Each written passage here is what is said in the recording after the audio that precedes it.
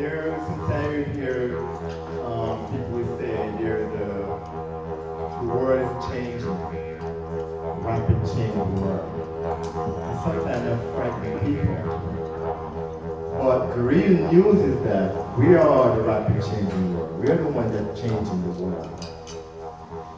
And when you take that approach, you realize, okay, what kind of world do you want to live in?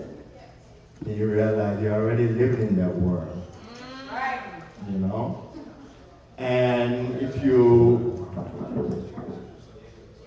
think about it, you have I call them five executive officers. And those five executive officers could be your enemy or they could be your friend.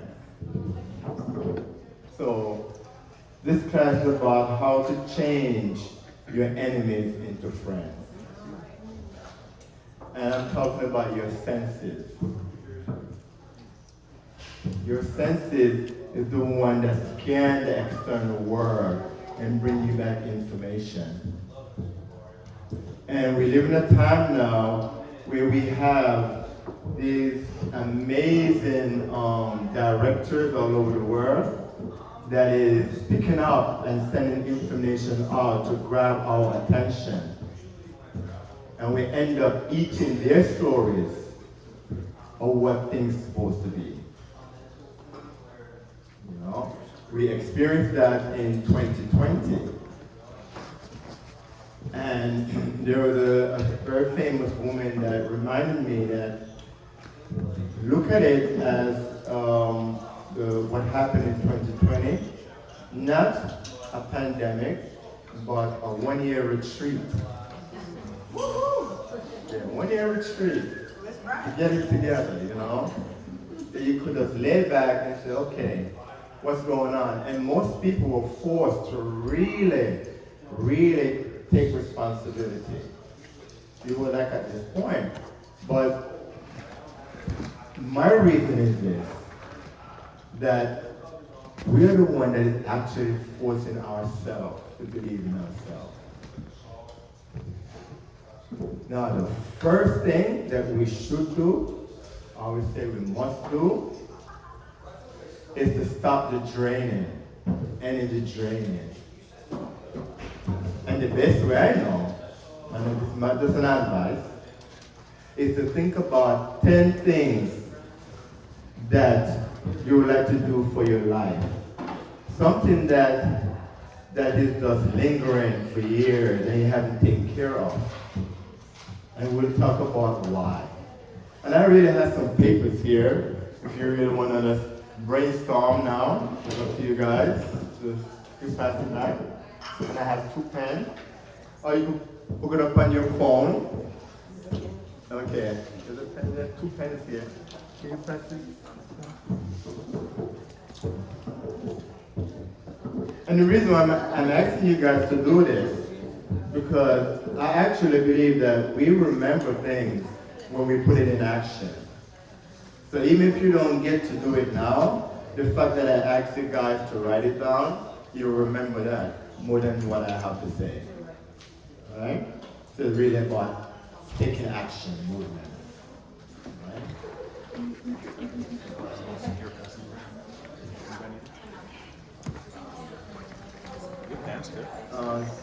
It's totally wrong.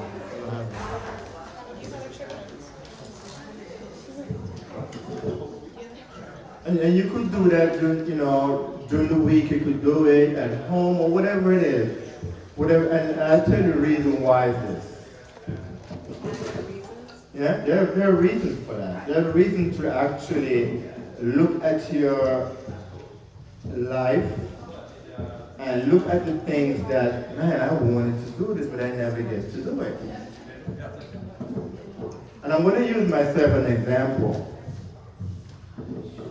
Recently, I began to study playing the guitar again.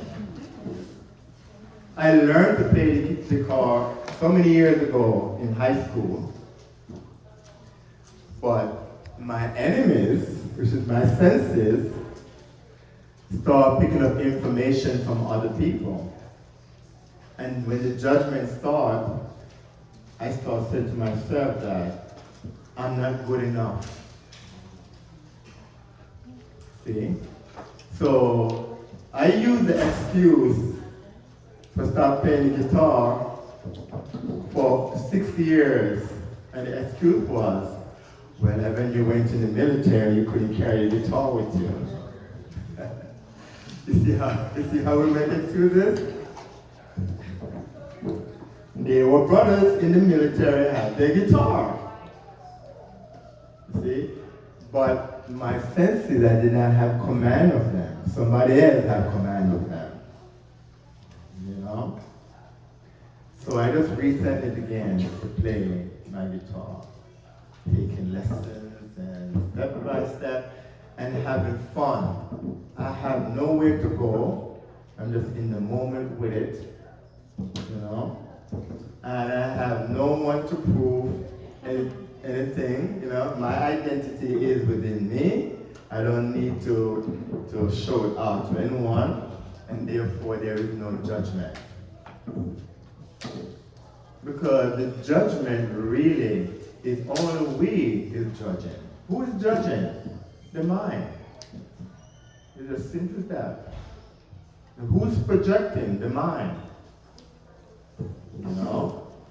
And that mind is energy. And that mind, when you're not doing something to home in that energy force, you find that mind is a creative energy. And it will wreck your body tempo if it's not guided. See? So you have to be guided from inside. And I want to share with you a wonderful story. Don't ask me about date and what time and era or whatever is fiction and non-fiction, because in my reality, there is no fiction in this world. Because there is nothing subjective in our reality, and nothing objective rather. It's all subjective coming from inside. And this is a story of a young king. And this man his body was very feeble. He was walking with a limp. And the people in that temple was actually hoping, or some were hoping and some were saying, well, this man is not going to live long enough. This king is not going to live long enough. And he heard about a sculpture, a man doing this sculpting, and he asked the man to make a sculpture of a figure of a man that looks strong and young and vibrant within his body. And when the man finished the work, he bring it to the temple, and his executive officer said, okay, put it in the outside garden so everybody can see. And the king said, no, put it in my private garden. And every day for 6 months, he would go to his private garden and he would stand in front of the statue and he would look at it. And after 6 months, he became that man. They were all surprised to see this king walking out strong and vibrant. Now, the way I look at the story, the executive officer that said, take it outside, is my mind is saying, oh, look for the answers outside. See? But there is an inner spirit. That spirit that talks to us at night. Some people have problems sleeping because they don't want to hear that conversation. Or they're very busy outside with their executive officer, judging the whole world and everybody else, judging their own reflection. They don't want to hear that inner voice. That inner voice is the one that will take that image and take it inside and live in that image. So, we are storytellers. We are very good at creating images. But I really believe that the subconscious inner spirit, I like to call it the creative energy, that it has images. If you think of something beautiful, an image is going to come up, right? If you think of something negative, what happened to you, you're going to bring up a memory of what happened. Maybe abuse or whatever it is, but you're going to bring up the image of the person involved. If we hear something on the television about something that is very tragic, we're going to go into our history bank and we start come up with stuff. And we start putting an image to that story. You see? And the executive officers out there, the directors, know that we love this. We are this creative being, and that's how they could grab our attention, using images, and they dramatize it and all of that. Now, it's very important when I say to write down 10 things that you haven't done. When you start to work on those 10 things, then those executive officers have to come in.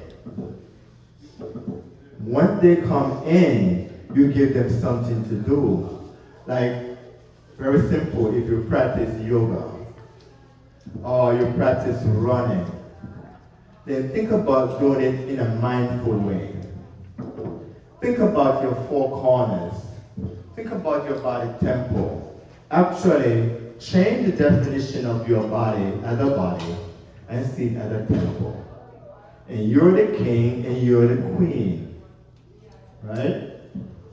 And if you're the king and the queen of your body temple, when you say no to something, it's a no. There is no question whether or not. The whole community within your temple will not question a no. You know? And they also don't question a yes. So when we say, we kind of look in the like a mirror and you say, well, I don't look good enough. Those executive officers say, yes, you don't look good enough. See? And then we trick ourselves. And then we go outside and we start see our reflection. And then we start, oh, look at this one, sharp. Look at that one. Oh, you know?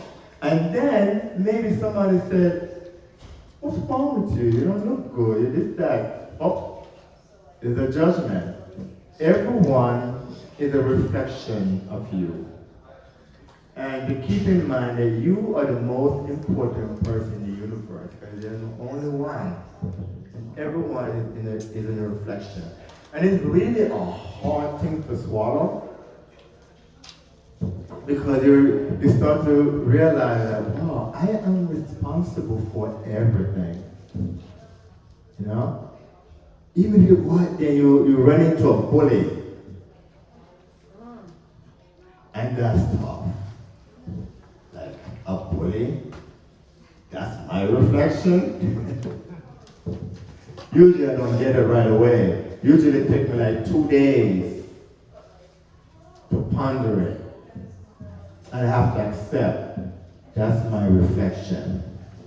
And usually I have to do it because I have this kind of energy, like, you know, I start building up a kind of story, like I should attack the person, I should say something, and then you realize it's just draining and draining and draining and draining. Until you actually say, that's my reflection. And you know what? It's okay. It's all good. What that person is actually saying is that try to live in your own imagination. Right? So it's like the king. He begins to live in his own imagination. That's culture with his imagination. And no matter what people were saying in his whole region, he lived his own imagination. See? So that's how we're going to change the world. It's your world that you change. You know? No matter what it is. I have a doctor friend, and some years ago he said to me, there is only one disease with many names. And I was like, one disease with many names. And it took so many years to understand what he meant by that. You know? And I didn't get it together until I started to do the sound healing meditation, right? And then I realized it's the healer that needs healing. I'm the one that needs healing. I'm just sharing what I'm doing to find that one source. And what is that one source? Is to take command of our mind. And all the executive officers will come home. Okay? Does that make sense to everyone? Yes. Yeah. I don't want to give a long speech. I would like, ask some question, or if anything that you would like to share with everyone else, because that's how we learn. The teacher and the student are one. It's only one of us. So we actually vibing off our own reflection, and you might say something that will remind me about paying close attention to something else. So, anyone? Yes, sister. So I found that, this is going to sound funny, but I just really don't want to do anything. So, I'm sorry? I don't want to do anything. Like you said, write down 10 things you want to Yeah, do, and I yeah. didn't even think of one. Yeah. And I don't know. I've never had a bucket list. Mm-hmm. I don't care where I travel. I just don't, Beautiful. I know, but I don't. But what? I don't know. It just feels weird. Why if you're weird? You don't have Everybody else wants to go all these places and do all these things, and I just don't. to. You don't have to. I don't want to do anything. Sometimes we have to become everything we were in order to become. Sometimes people I go. don't have any goals or anything. Unbecoming is a goal. Yeah, that's true. I do want to come here. Yeah. And to this, That's about it. and to hear you speak. Yeah. Well, you know what it is? Sometimes we start here and we have to go around a circle to come back to, oh my God, it was all the time here. Yeah. You have it all, sister. People are like, oh, I want to go to Costa Rica, UK Fruit Festival, and this. I mean, literally, this is about all I want to do. Usually when people have a negative response to what you're doing, it's almost like you're triggering something in them to do something. But you see, usually we can only be honest with ourselves when we're by ourselves. It takes a very strong person to be honest right there, because there's always this judgment happening. And we're judging ourselves. So we have to really go inside ourselves and really have the inner conversation, because the external world is only a reflection of ourselves, and there's no answer coming from there. It's just more confusion. So, yeah. You don't need to have any goals. You're whole, you're perfect.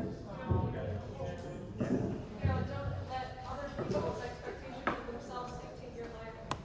I mean, I did have goals before, like just being dinner. Yeah. But since that, I don't care. I don't want to travel. I don't want to fly. Oh, I don't want to wear a mask. That's like my goal. I've never worn a mask, and I'm never going to have to. I love that. All my energy, just not like wearing a mask. Oh, well, yeah. But you know what? How I dealt with it, because at first I was very, very angry, when people come up to me and say, why don't you put your mask on? And because it's anger, That's why I say we have to be honest with ourselves. The message that I got was, Evan, here is an opportunity for you to practice being in your word. Because, I mean, I write about this stuff. I would talk about that stuff. I used to do it going the night walk in the bush in Vancouver Park in New York City. And I would pretend that I'm in a dream state.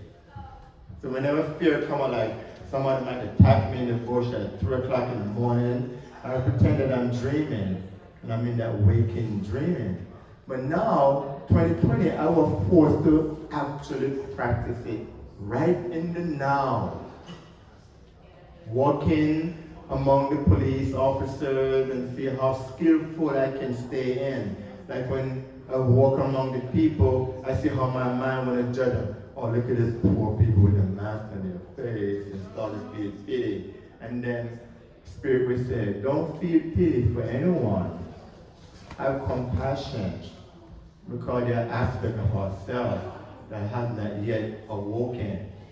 So just see as they're in your dream. It doesn't matter if they see you or not. You're in your dream. That's why I said, creating a new story, a visionary story of what you would love to be in, and you live in it because it's real.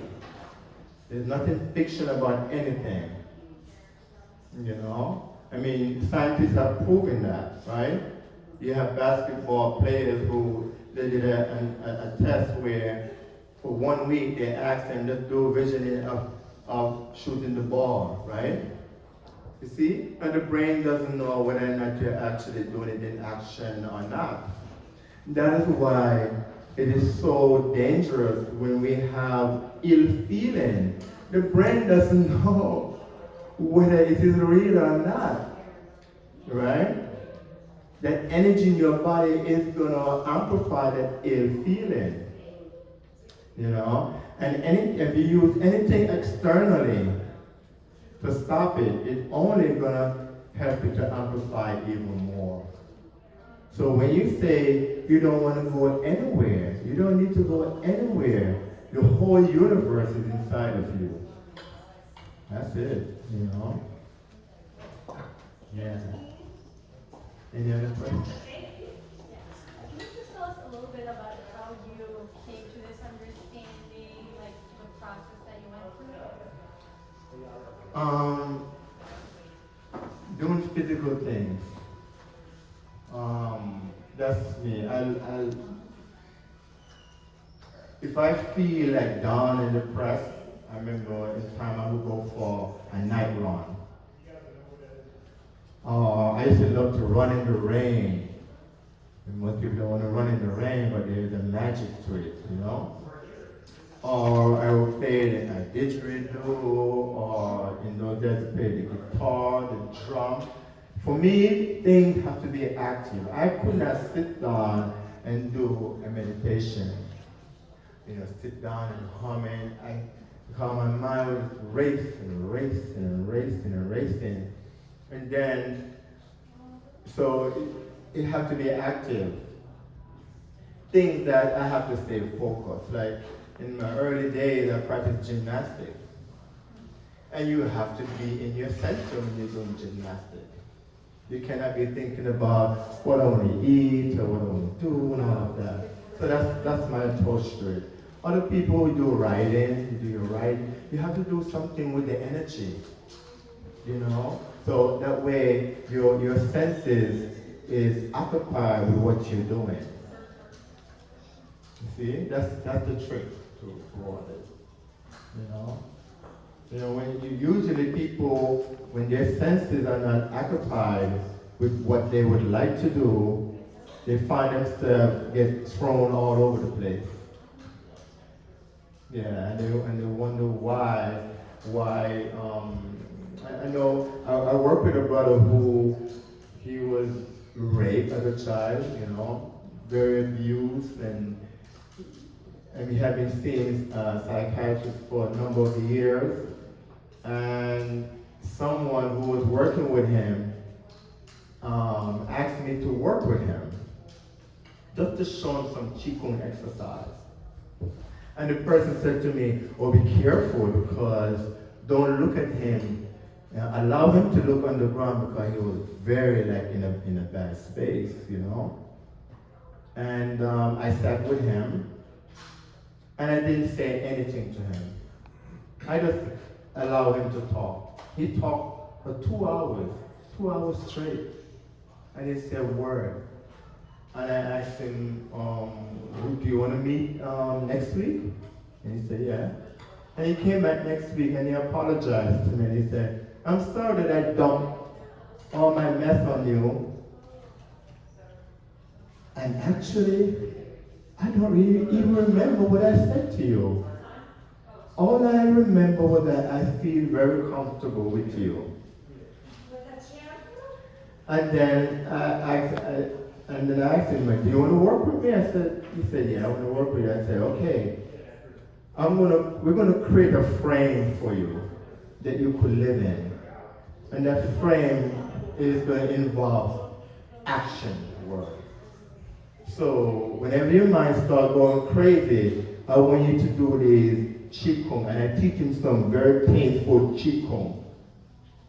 And in other words, that he had to feel the pressure of the energy going in his body to interrupt his brain from his problem. And I worked with him for 6 months. And once I got his trust for a number of months, then the last thing I said to him was, well, all the stuff that you went through, so let's play a game. Imagine that you were your great-great-great-great-grandfather, and you saw the mess that is going on, and you said, I'm going to find a way to stop this train wreck, this abuse of children and all of that. The only way you can do that, you have to step into the future now. Now here you are.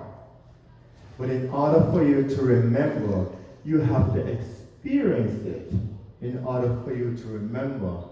So now that you remember it, what are you going to do now? And I remind him, the healer is the one that needs healing.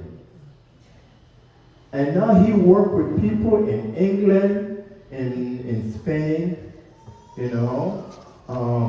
coaching them to overcome their alcohol and drugs.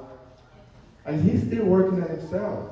But what he now realized that he had all of these experiences, and for the first time, he was able to forgive his father and his mother and forgive himself. And it takes honesty. That's all it is, really.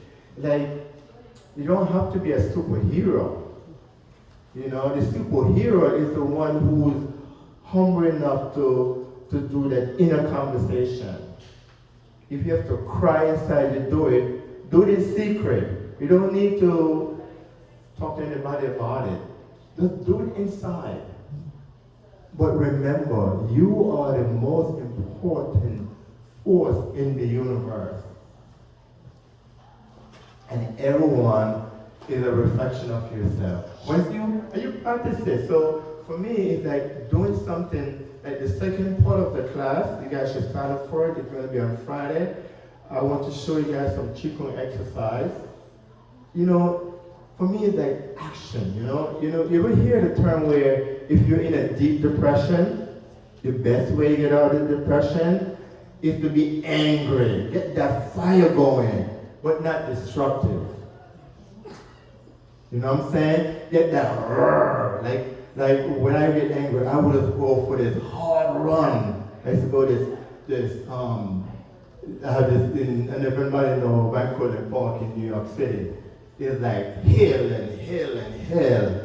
And I will run that hill and I will say to myself, I'm not gonna die, I'm not gonna die. I'm not gonna die. And when I hit the top of that hill, it was like on my knees, And then I would go to a tree and I would sit at the tree And if I have to cry, I will cry and I will let it go. Like you have to have that warrior fire energy. It's not about being this weak sheep kind of mentality. Because you're dealing with energy, creative energy that is very powerful. So you as the commanding officer of these executives, your mind, you have got to bring it back together. And whatever it takes, you do it. Now, after a while, you could let go of the anger and then make it a meditation. Now, how can you now jog and do it in meditation? How can you do your yoga instead of, once you learn all the movements and now it's in your body, now how can you now get out of the classroom and then start to do it with some music, other thing that will grab your senses, that will take them in, some incense, something that will bring you inside and you begin to move inside. So I'm telling you, if it was an easy job to do, a lot of people would do it. You see? But if you notice, we have been forced to do that now. So this pandemic, in a way, is a blessing. It is. Yeah.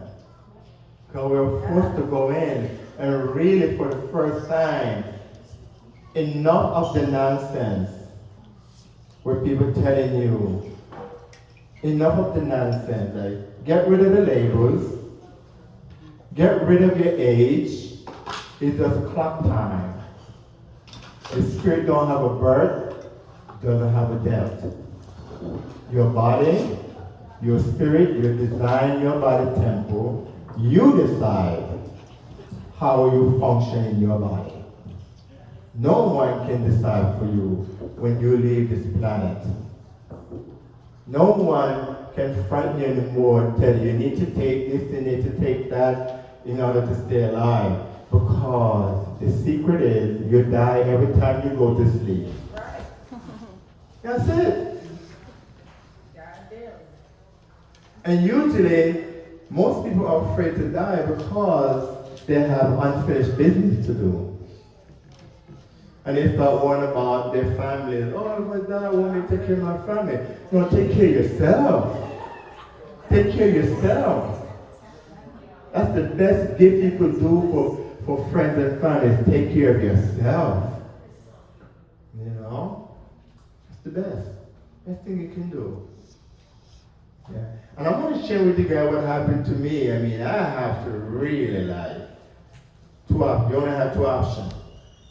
Are you going to leave your body temple and go into the unknown with a confused mind?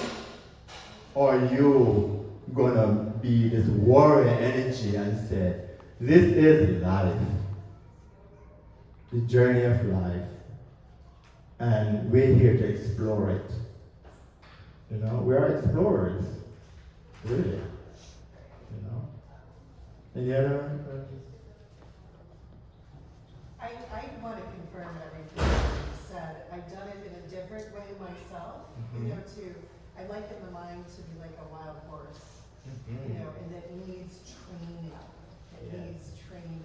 Yes. So I counsel women a lot, and one of the exercises that I teach them, first of all, is to breathe. When you get in your car, before you put it in gear, take 3 deep breaths. When you get to your destination, before you get out of your car, take deep breaths. And when we're driving, it's something that we're doing it unconsciously. Right. So we don't have to think about it. So it's the best time to create a new habit. Because we don't have to think about what we're doing, but you're doing it all the time. Right. So it's a great way to do that. Another way is to repeat a mantra. One of my things that I needed to work through was heavy anxiety. I had anxiety my whole life. And I never took medication for it. And instead I would retrain my brain at whatever age I was at, just to be able to get through the day. And so one of the things that I would do recently, I have a son who at 20 years old, I was able to keep him off of the roads on he had a dirt bike, but he put a motorcycle on the road. And so I would get catastrophic thoughts and visions coming in my mind all the time. I think anybody who's a mother here can relate to that. And so I would wear a Malabi bracelet, and when you pull out of the driveway and all those catastrophic, visions would come in, I would take it off and I would say a mantra. And when you're holding the beads, you're doing something physically. So there's all, you find what works for you. And I know that, with running and releasing all that, one of the things that I would do is that I would learn this through a therapist, is to beat my bed and release it, like just really release it with a guttural thing. And I went through a tragedy a year and a half ago, and there was one time that, something came up, and that situation that happened was kind of a family dynamic. And so I had so much anger. I had to go outside, and I got into a position where I was standing and I was doing this. And I just released this guttural roar. And I kept releasing it. And I could feel it felt like I was, the milk was coming into my breast, and it was like a real experience. And it was such a traumatic event that I had experienced that I feel like I released that trauma it wasn't in the moment, but it was a few days later. And I had no idea what I was doing, but I think that my own training of releasing anger by hitting my bed and just doing that guttural release, led me to be able to even think about doing that. And one of the things that you said, is just to be honest, be authentic, be yourself, and not worry about what anyone around you is thinking, about what you're doing. If you live with other people, I'd be like, go in my room.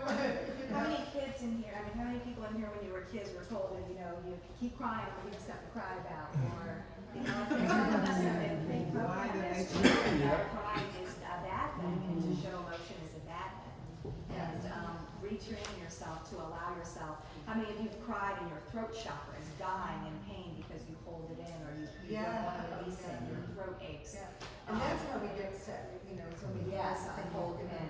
I used to play music that I knew would activate my emotions when my children went to bed at night and allow myself to free cry while they were sleeping. So they never even knew I was releasing it when they were, I used to cry because they were going to grow up. Another thing that I learned from someone who guides me sometimes is when you have a negative thought about yourself or something else, to cancel it out quite literally. By just saying cancel, and then immediately replacing it with a positive thought. And that's how you control your mind. Yes. That's exactly right. That's like taming the wild horse. Yes. My daughter, sitting right here, she'll confirm that when she gets down to the dumps and she's going in that downward spiral in her head, I tell her, get into action. Get into action. Do something. Anything, but don't allow that to control you, because that's what we're doing. And I think that that's what this pandemic did for us, because, I knew years and years ago that we think we're living in a democracy and we're not. We're still controlled. And one of the ways that we're controlled is through TV. I got rid of my TV years ago, 10 years ago or so, and I do not watch any news. I'm just not entertained by TV. And that, and I think that one of the most important things that I heard you say today, that I preach about to all of my clients as well, we have a lot of women clients, is that you're number one, you have to take care of yourself, and we're going to take care of everybody else. And so we teach them a technique that they can do for themselves every morning so that they begin to feel really good about who they are.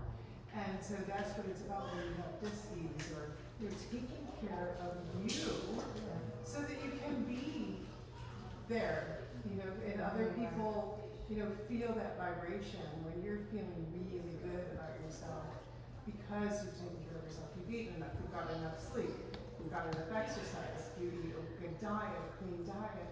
And people, like being in your presence, and you're feeling really good. And so that's the most important. Because you're the example. Yeah, You're exactly. You're making yourself the example. You ever been to the doctor and he's completely overweight and bald and smokes cigarettes? Oh, you like, Right. You want to learn from people who are doing it themselves. Right. So self-care is the way to share. Loving yourself loves everybody. Yes. Question. Uh-huh. You had prompted us to write down 10 things we truly want to do in life. What do you recommend now that we have this list? Just keep reminding ourselves, put it up somewhere. Well, you could do it later on.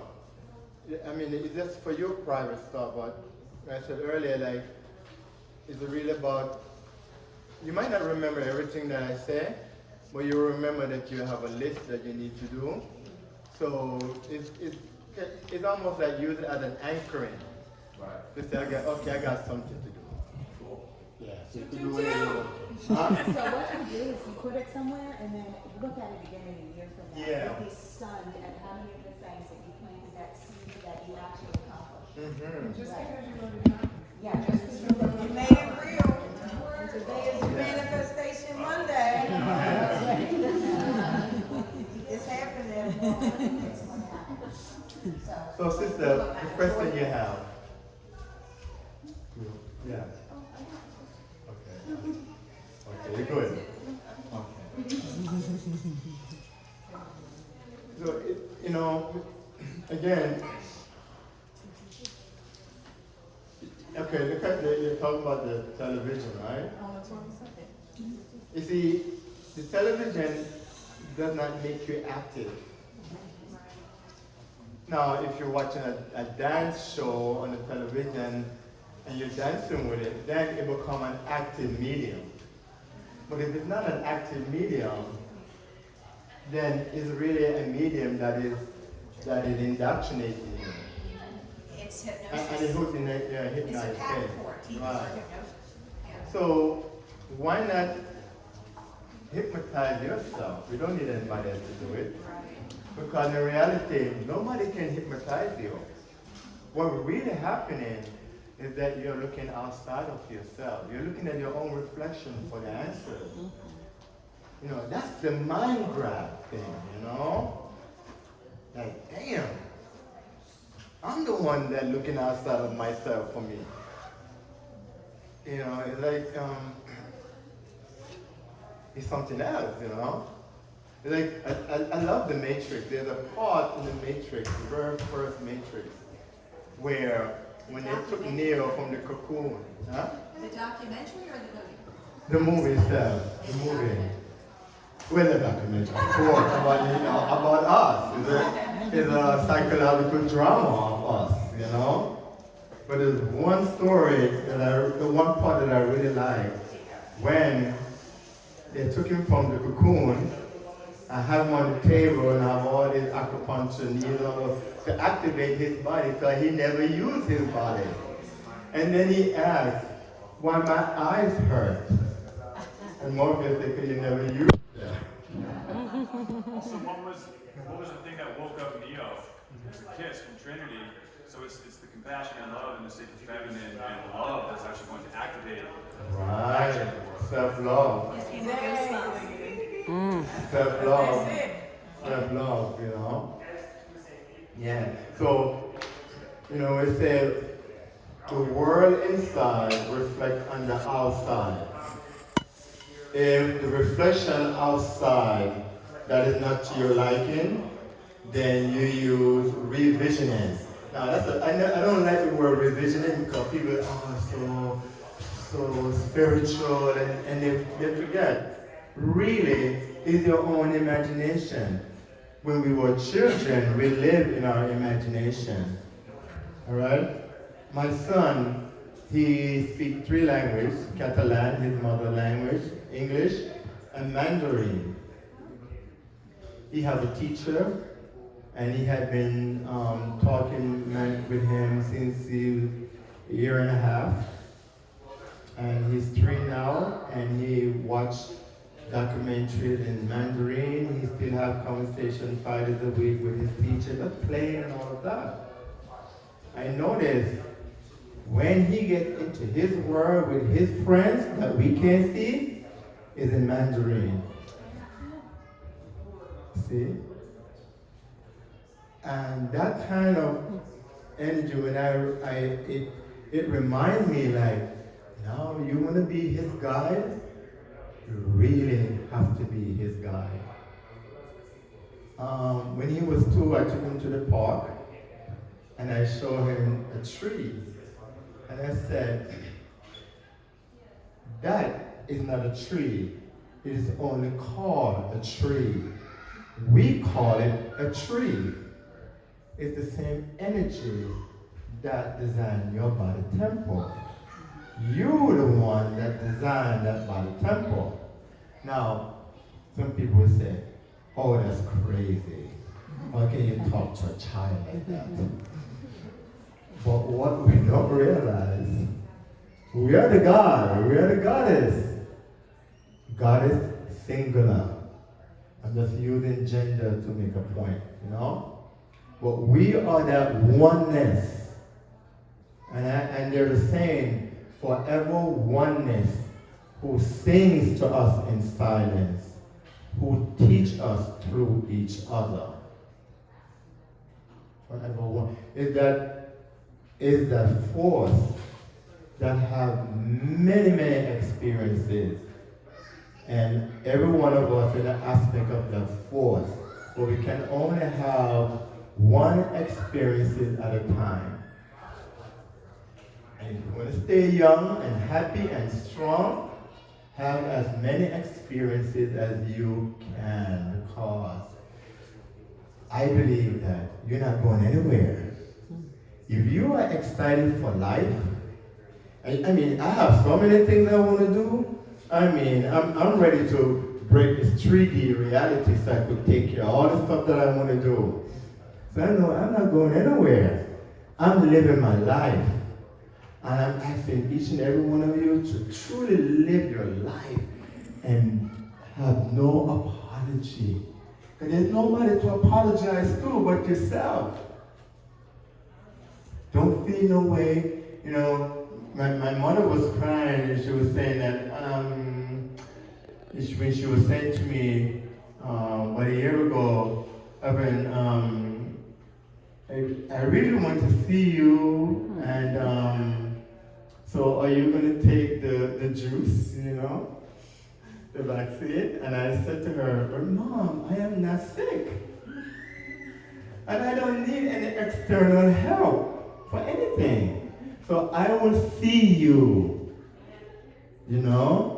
I will make a way to see you. But I don't need any help on the outside for me to come and see you. And I am not sick. You know, and it just to show her that, Mom, you did your work already. Don't stop worrying about your children. Take care of yourself. And that's the best thing we could do for our children and for our loved ones and for friends and even the ones who project themselves as your enemies. Oh, just thank them and just keep flowing. I'm saying this and saying to myself, and if you start acting and start guessing about what you should do and you shouldn't do, my advice to you, stop guessing and get to work. Yeah, just start get to work. I don't want to hold you guys any longer. I just want to make it short and sweet to the point. And the list is just for you to have a conversation with yourself, and you could use this image of what we have right now. You could look at each other and you can remember this time and use it as an anchor. I like your approach about doing the meditate for your drive. That's a great example. Like, find anchors, stuff that you do. Like a very simple thing my mother always taught me and my brothers and my sisters. Like, Make up your bed. First thing, make up your bed. First thing. And you might think it's just a crazy thing. And another thing she always said, and make sure you wear clean underwear, just in case somebody has to take you to the hospital. You don't embarrass me, you know? Yeah, you know? And I told a friend of mine that she was worried about, oh, I don't have time to do yoga and all of that. I said, no, get a mat and put it right in the bed and just roll out of the bed and do 5 minutes of yoga. You have to take command of your day, you know? Whatever it takes. And there's a very famous writer, I saw YouTube, I forgot her name, a YouTube thing, and she said, what she would do, she would go to the mirror and give herself a high five. Yes. And I love that. Because guess what? You can't be in a bad mood and give yourself a high five. But you really have to you have to laugh at yourself. I say, man, I'm silly. Why am I taking this thing so serious? Yeah, it's not serious, you know what I mean? Yeah, we look funny when we're serious, you know? Yeah, so. Now, one more message. The Aboriginal, the gatekeeper of the didgeridoo, they have a very beautiful saying. They said, if you haven't found something to laugh about the entire day, before you go to bed, literally get up and find something to laugh about. Because you know what? You prepare yourself to go to bed in your love chamber. Your lover will kick you out of bed because you did not prepare yourself to go to bed. And that lover is the inner voice. If you bring mess in your bed, the inner voice is going to project your mess when you rise up in the morning. You're going to relive your whole mess. So prepare yourself, make sure you take make sure you prepare yourself. And then you get up in the morning, your lover will say, baby, have a great day. Do your exercise, wear your clean underwear, prepare yourself, and stay in your own imagination as you go through your day. All right?